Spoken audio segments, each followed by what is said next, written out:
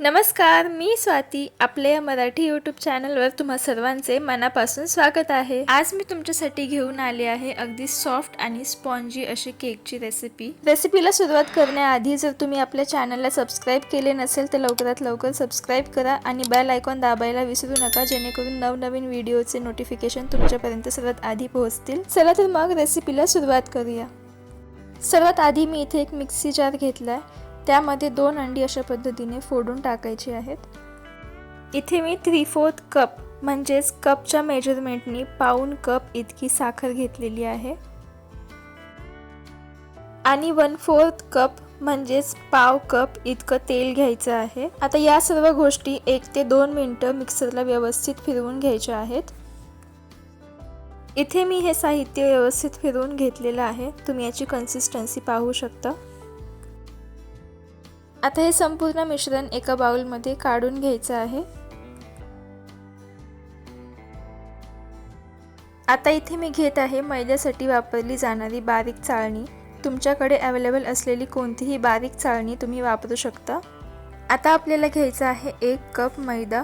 इथे मी सर्व साहित्य मेजर करण्यासाठी मेजरिंग कपचा यूज केला आहे. जर तुमच्याकडे मेजरिंग कप्स नसतील तर कोणतीही एक वाटी सेट करून तुम्ही सर्व मेजरमेंट्स त्याने घेऊ शकता. आता इथे मी घेत आहे 1 टीस्पून म्हणजेच 1 लहान चमचा बेकिंग पावडर आणि अगदी 1 चुटकीभर मीठ. गोडाच्या पदार्थाला मीठ टाकल्याने त्याची चव दुप्पट होते. आता हे सर्व जिन्नस आपण एकदा चाळून घेऊ. मैद्यामध्ये जर काही गाठी असतील किंवा काही खराब असेल तर ते वर चाळणीतच अडकेल आणि त्यामुळे केकची कन्सिस्टन्सी चांगली होईल. आता हे सर्व मिश्रण व्यवस्थित मिक्स करून घ्यायचं आहे.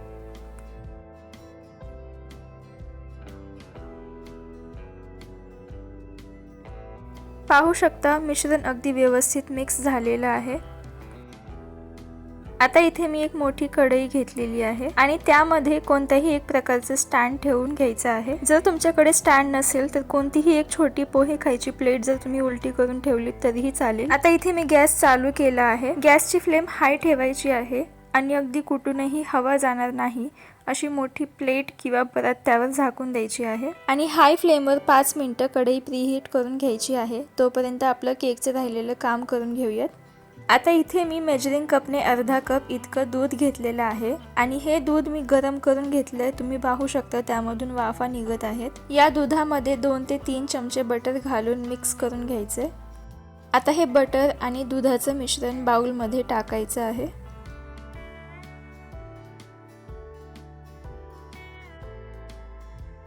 आणि हलक्या हलक्या हाताने सर्व मिश्रण अगदी व्यवस्थित मिक्स करून घ्यायचं आहे.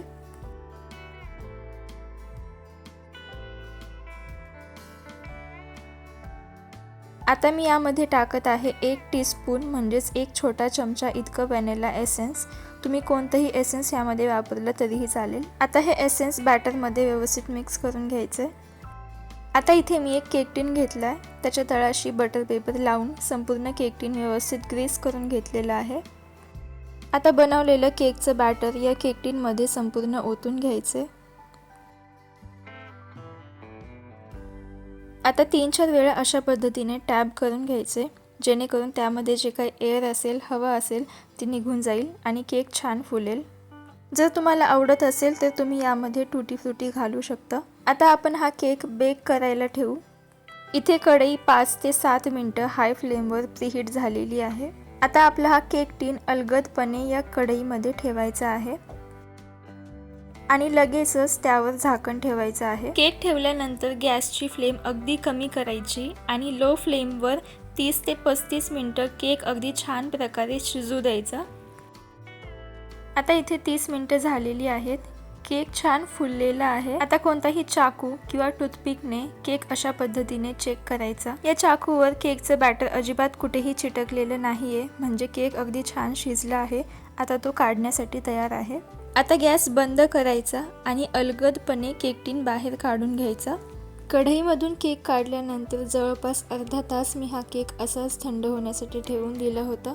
तुम्ही इथे पाहू शकता केकने चारी बाजूने त्याच्या साईड्स सोडलेले आहेत, म्हणजे तो केक छान पद्धतीने बेक झालेला आहे. आता आपण चाकूच्या साहाय्याने त्याच्या चारी किनारी अलगद करून घेऊ, म्हणजे केक टिन मधून सहजपणे बाहेर येईल. आता हा केक अशा पद्धतीने काढून घेऊ. केकच्या तळाशी टाकलेलं बटर पेपर सुद्धा काढून घेऊ। इथे तुम्ही पाहू शकता केक दुप्पट फुललेला आहे आणि एकदम जाळीदार स्पॉन्जी असं झालेला आहे। सगळ्या बाजूने छान शिजला गेलाय, कुठेही कच्चा राहिलेला नाही। आता आपण हा केक कापून घेऊ।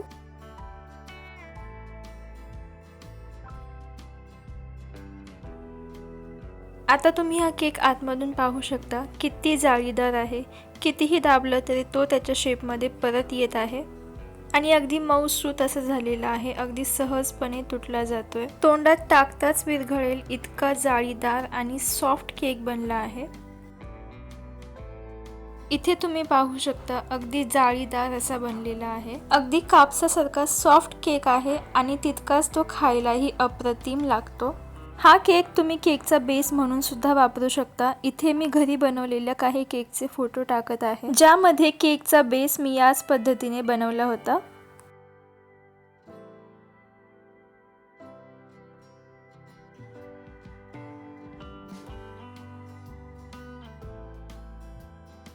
आणि हा केक तुम्ही टी टाइम स्नॅक्स म्हणूनही खाऊ शकता, खूप छान लागतो। तर तुम्ही सुद्धा ही रेसिपी नक्की ट्राय करून पहा आणि जर रेसिपी आवडली असेल तर व्हिडिओला लाईक, शेअर आणि चॅनलला सबस्क्राईब करायला विसरू नका।